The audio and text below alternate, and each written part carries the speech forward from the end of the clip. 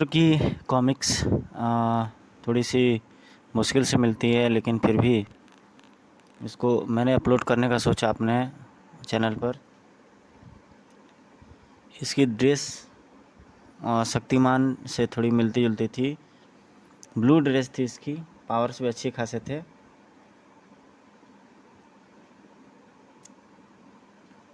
विक्रांत भी इसके एक अच्छे कैरेक्टर थे, उसकी भी ड्रेस का कलर अच्छा था, वाइट।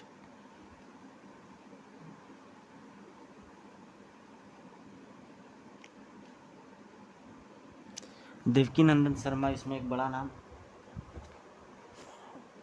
इन्होंने शायद चंद्रकांता संतति लिखा था कॉमिक्स में। चंद्रकांता संतति भी मैं जल्दी अपलोड कर दूंगा।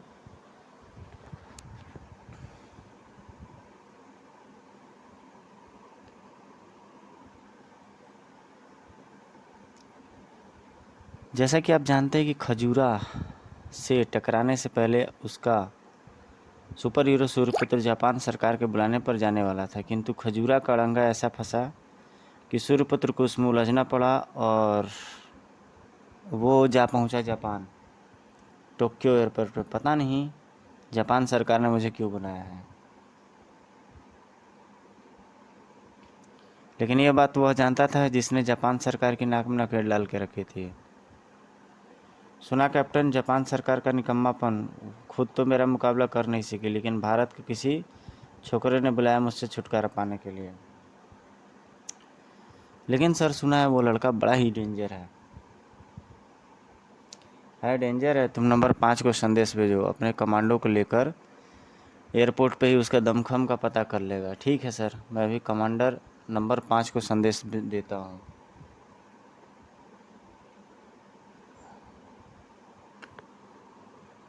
देश के कोने कोने में फैले थे प्रोफेसर यासुकी के गुर्गे। ठीक है कैप्टन, मैं कार्रवाई शुरू करता हूँ। हमारे कमांडोज हर खतरों से खेलने के लिए हर पर तैयार रहते हैं।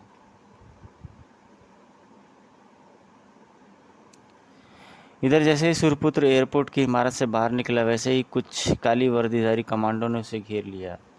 इससे पहले कि वह कुछ समझ पाता, पांचों उस पर एक साथ टूट पड़े। हो, लेकिन अभी मुझे इनसे नहीं उलझना है। इसके बाद मेरी बारी, एक ही झटके में इनका काम तमाम कर दूंगा।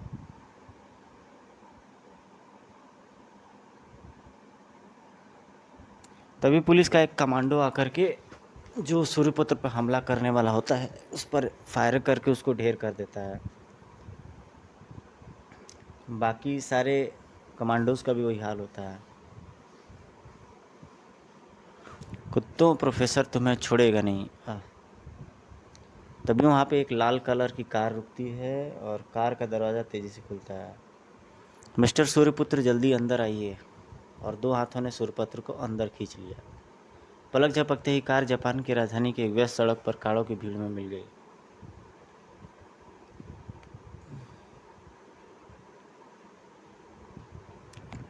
आप कौन हैं और मुझे कहाँ ले जा रहे हैं? मैं जापान इंटेलिजेंस का डीसीपी युगोशु हूँ।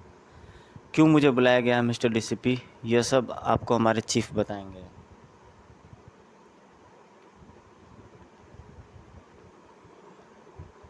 कुछ देर बाद सूर्यपुत्र एक भव्य इमारत में था।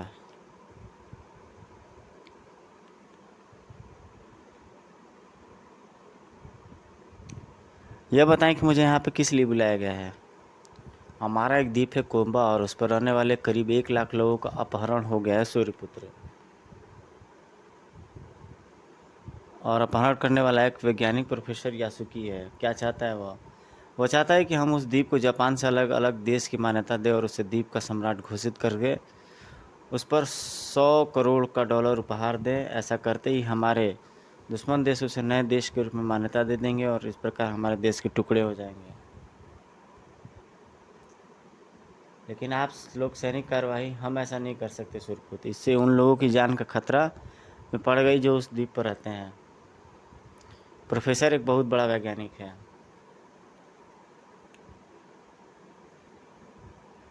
यहाँ पर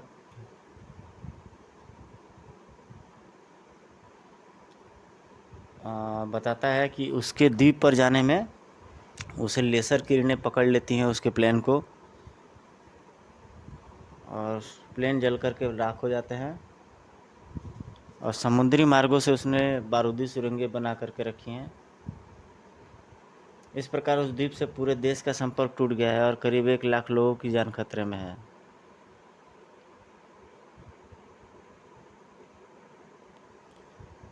हमने इसी आशा और विश्वास से ही तुम्हें बुलाया सूर्यपुत्र। उस पर 1 लाख निर्दोष का जीवन अब तुम ही बचा सकते हो। आप चिंता न करें, किंतु काम मैं अपने ढंग से करूँगा। इसकी तुम्हें पूरी आज़ादी है। लो, इस फाइल में उससे संबंधित कुछ और भी जानकारियाँ हैं। तुम्हें बहुत सावधान रहकर काम करना है सूर्यपुत्र। उसने पदों और दौलतों का लालच देकर यहाँ कई लोगों को अपना साथ मिला रखा है जो सरकारी कार्रवाई की सूचना उसे देते हैं। ओह, इसलिए मुझ पर एयरपोर्ट से निकलते ही हमला हुआ, और इससे भी यह जाहिर है कि पुलिस में मशीनरी में भी ऐसे लोग मौजूद हैं। इसलिए हमने तुम्हें सतर्क किया है। आप बेफिक्र रहें। तुम्हारे रहने का बंदोबस्त पुलिस हेडक्वार्टर के ही एक कक्ष में कर दिया गया है। थैंक्स।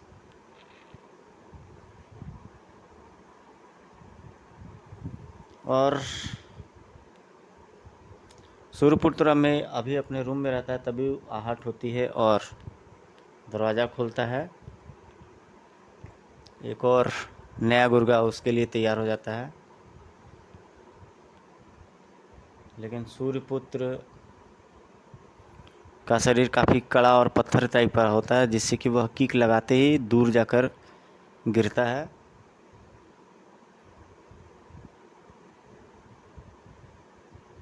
गोलियों का भी असर नहीं होता है सूर्यपुत्र पर, जो कि आपको पेज पे दिखाई दे रहा है। सूर्यपुत्र उसकी धुलाई और कुटाई में लग जाता है प्रॉपर वे से।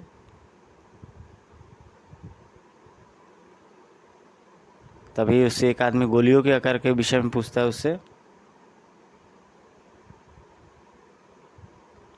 कुछ देर बाद सूर्यपुत्र निकल जाता है अपने अभियान पर।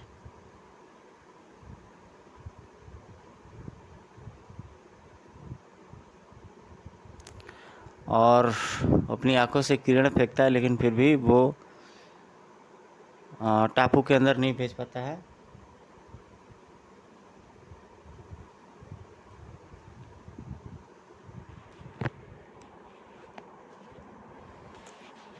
वह लड़का तो बड़ा हिम्मत वाला है, लेकिन मुझ तक पहुंचने से पहले इन खतरनाक समुद्री राक्षसों से बचना होगा।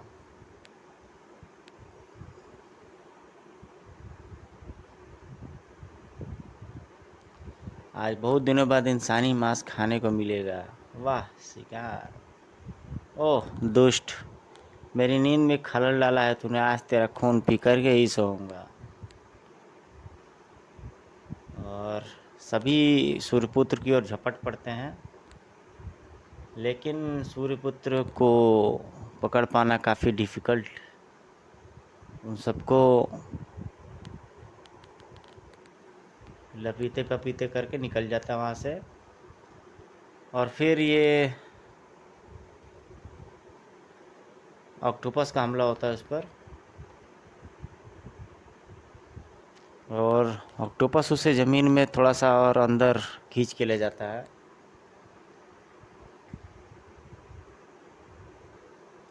फिर भी ऑक्टोपस से जूझता है सूर्यपुत्र, और गुरुदेव का नाम लेता है जब भी उसे इमरजेंसी होती है। तो ये उसकी और शक्तियों को जागृत कर देता है, गुरुदेव नामक शब्द।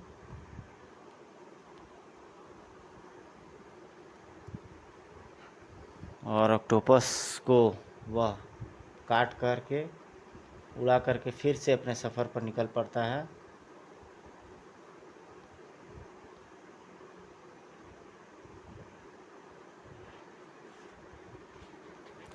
और इधर कैमरे में देखते हुए अगला व्यक्ति उसके लिए तैयार हो रहा होता है, जो क्रिमिनल होता है, मेन बॉस।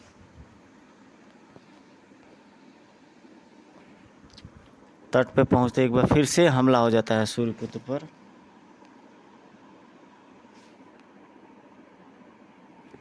और इस पर अदृश्य होकर के कोई वार करता है सूर्यपुत्र पर।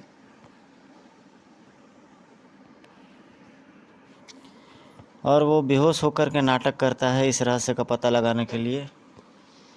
गाइज, मैंने बाज और मर्डर एक्सप्रेस पर एक बेहद शानदार स्टोरी बनाई है, तो आप को जब भी समय मिले तो उस कॉमिक्स को ज़रूर सर्च कीजिएगा। अगर आपको एक अच्छी इंटरेस्टिंग मर्डर मिस्ट्री और घोस्ट वाली कॉमिक्स सुननी है तो आप ज़रूर है कि उस कॉमिक्स को आप मेरे प्लेलिस्ट में खोजिए, बाज और मर्डर एक्सप्रेस। बेहद शानदार कॉमिक्स है।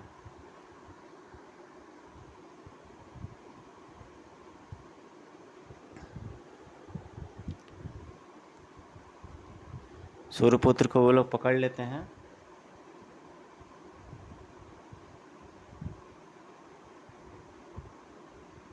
और सूर्यपुत्र यहाँ पर ड्रामा करके अंदर लेटा रहता है ताकि उसकी सारी योजनाओं को पता चल सके। अदृश्य होने की भी शक्ति रहती है सूर्यपुत्र के पास।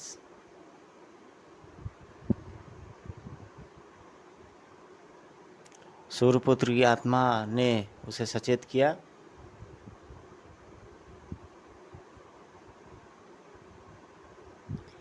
और कुछ इनविजिबल शक्तियों के बारे में बताती हैं सूर्यपुत्र की आत्मा, और उसी से गुरुदेव के नाम का वो स्मरण करने लगता है सूर्यपुत्र, जिससे कि वो उसे प्रकट होकर कुछ रोबोट्स के बारे में जानकारी देते हैं उसके गुरुदेव।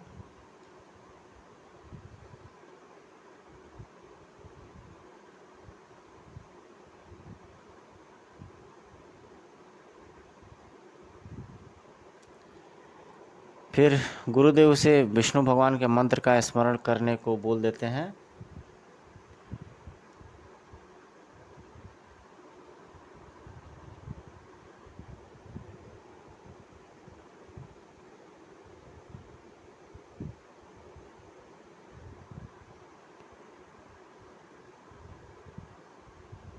अदृश्य होकर के वो अंदर बाहर सब जगह टहलता रहता है सूर्यपुत्र।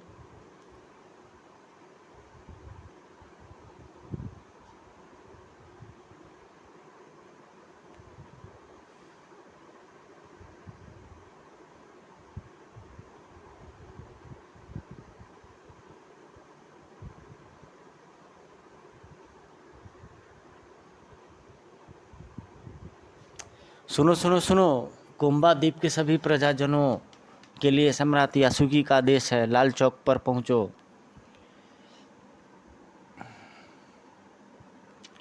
सुना है सरकार ने भारत से सूर्यपुत्र नाम के किसी लड़के को बुलाया है और सूर्यपुत्र इधर अदृश्य रूप में सब चीज़ों को देखता है।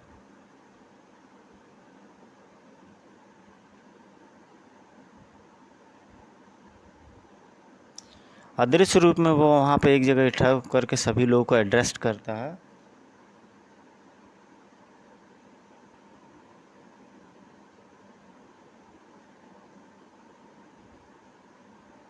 फिर वो अपने शरीर में हस्तांतरित होता है, दरवाज़ा तोड़ देता है सूर्यपुत्र। फिर उसका स्वागत होता है आलू भंटा टमाटर यानी कि गोलियों की तड़तड़ाहट से।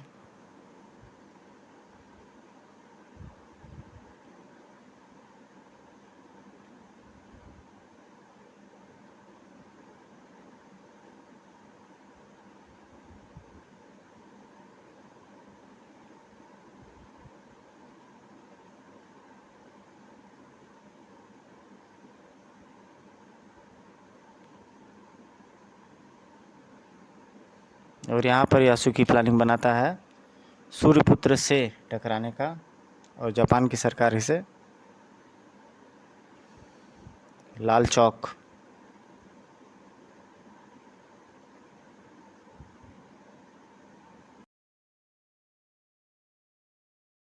अगले पल जय गुरुदेव, अगर डर से बिललाते ऑक्टोपस की पकड़ ढीली हो गई और इसके बाद सूर्यपुत्र ने उसे दूसरा बार करने का मौका नहीं दिया।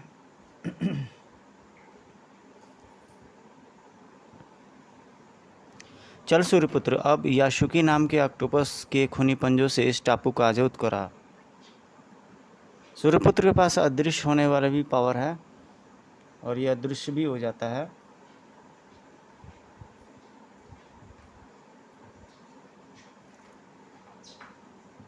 अच्छी पिक्चर्स उस दौरान कॉमिक्स बहुत डिमांड में था।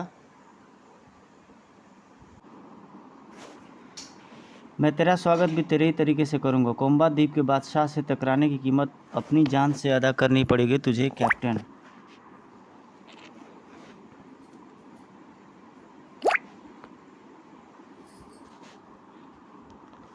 अदृश्य रूप में ही सूर्यपुत्र पर हमला हो जाता है। सूर्यपुत्र जैसे ही सागर से बाहर निकलता है और ये अदृश्य रूप में ही उस पर कुछ लोग वार कर रहे होते हैं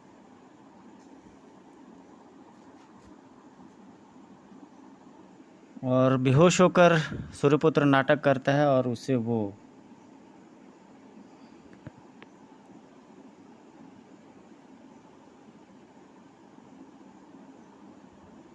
जाओ जापान सरकार को खबर कर दो, उनका यह तीर बेकार गया। Yes sir. जापान सरकार को सूचित किया जाता है कि सूर्यपुत्र को कैद कर लिया गया। अब हम केवल 5 घंटे का समय दे रहे हैं, उसके बाद कोम्बा की जनता को मौत की जिम्मेदारी सरकार की होगी।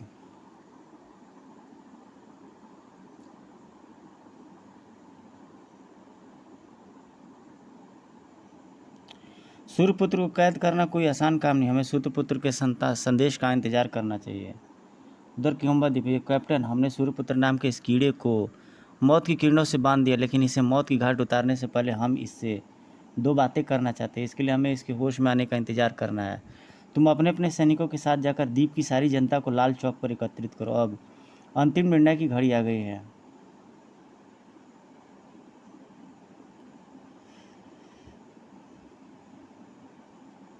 उधर सूर्यपुत्र को एक चैम्बर में कैद कर लिया जाता है।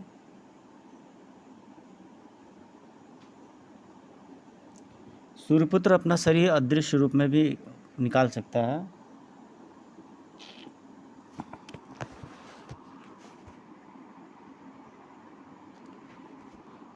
ठहरो सूर्यपुत्र। सूर्यपुत्र की आत्मा उसे सचेत करती है कोई भी स्टेप लेने से पूर्व।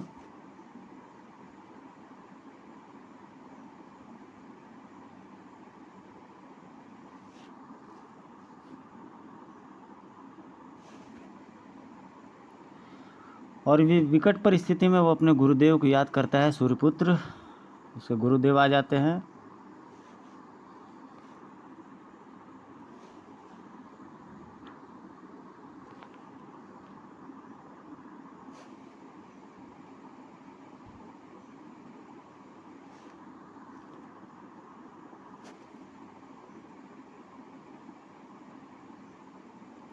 काफ़ी एक पावरफुल कैरेक्टर है ये सूर्यपुत्र। दुर्भाग्य की बात है कुछ अच्छे कैरेक्टर भी उस दौर में सामने नहीं आ पाए और उनको पब्लिश नहीं कर पाए, लेकिन अभी कुछ भाई बंधु लोग इसका एक प्रयास कर ले जो कि काफ़ी सराहनीय है और काफ़ी अप्रिशिएबल है।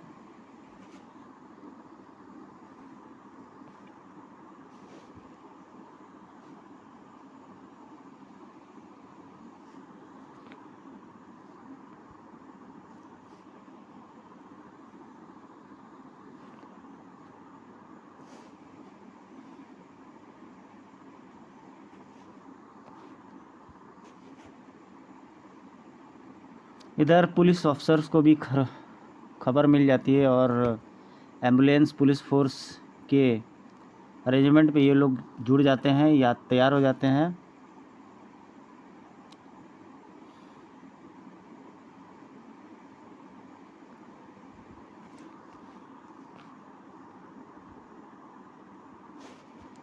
पब्लिक आपस में परेशान हो रही होती है बात करके कि जब सरकार ही नहीं कुछ कर पा रही तो वो लड़का क्या करेगा।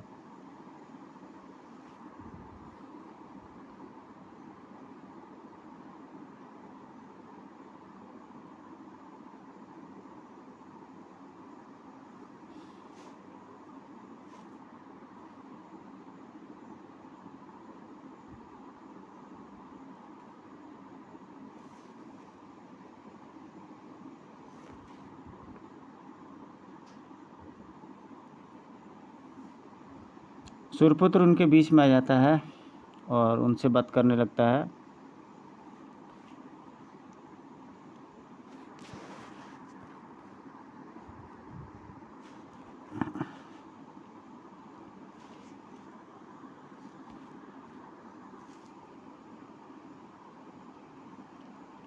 कुछ ही पल बाद सूर्यपुत्र स्टेशन पर पड़े अपने शरीर में समा रहा था।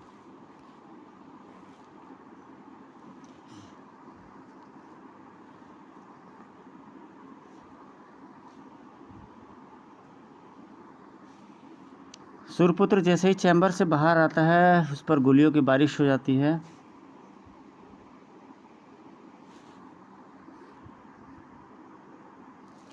और वहाँ पे जितने भी मिलिट्री मैन, आर्म्स मैन रहते हैं, सूर्यपुत्र उन सभी को भून देता है अपनी अग्नि ज्वाला से।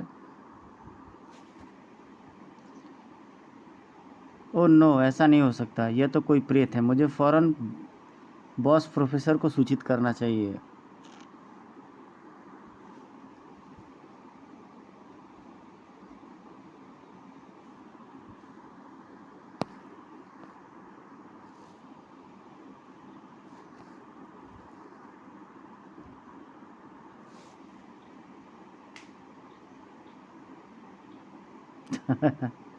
हेलो हेलो प्रोफेसर, सूर्यपुत्र आज़ाद हो गया है। उसने पहरेदारों को जिंदा जला दिया, उसकी आंखों से आग निकलती है। तू कौन बोल रहा है हरामजादे? मैं नंबर 15। उसे गोलियों से भून के रख दो।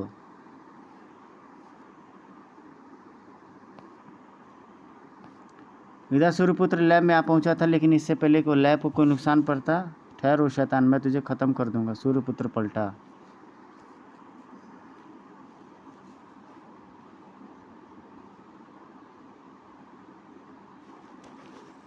ये क्या करके गया है?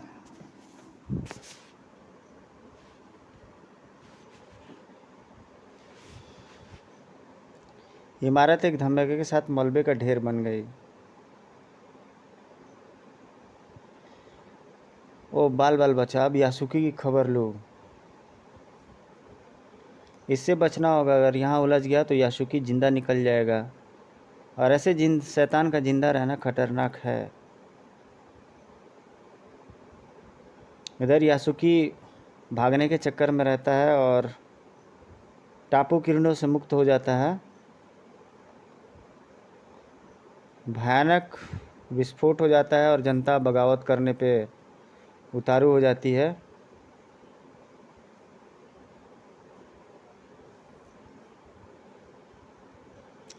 इधर सूर्यपुत्र यासुकी के हेलीकॉप्टर में ही घुसा बैठा रहता है और पकड़ लेता है। इस पर अगर मूवीज़ बने तो काफ़ी चल सकती हैं गाइस, लेकिन हमारे जो है निर्माता, निर्देशक और डायरेक्टर्स ये चीज़ को आइडिया मिले। बहुत सारे डायरेक्टर्स हैं जो, जैसे फ़ॉरेन की जो है मार्वल, डीसी, एवेंजर्स, उस पर ही बनती है। फ़ॉरेन कॉमिक्स बहुत सारे, अब काफ़ी ज़्यादा पॉपुलर भी होती है, उसको लोग देखते हैं। वैसे एक कॉमिक्स का काफ़ी कंसेप्ट है, ये एक अच्छी स्टोरी होने के साथ आदमी का फिक्शंस को भी बढ़ाती है। तो कुछ प्रोड्यूसर्स को लेना चाहिए। वैसे भी हमारी हॉलीवुड इंडस्ट्री में उतना दम बचा नहीं है कि अच्छी स्टोरी, जेन्युइन स्टोरीज़ को ला सके। काकुरा का आतंक अगला कॉमिक्स है। और दोस्तों मिलते हैं, आप चैनल को सब्सक्राइब कीजिए, लाइक शेयर ज़रूर कीजिए, और जो भी आप पढ़ना चाहते हैं उस कॉमिक्स को आप डिमांड रूप में कह सकते हैं। आप बताएं, आपकी फरमाइश को ज़रूर पूरा किया जाएगा। मिलते हैं आपके साथ एक नेक्स्ट वीडियो में। Till then take care, good bye, जय हिंद।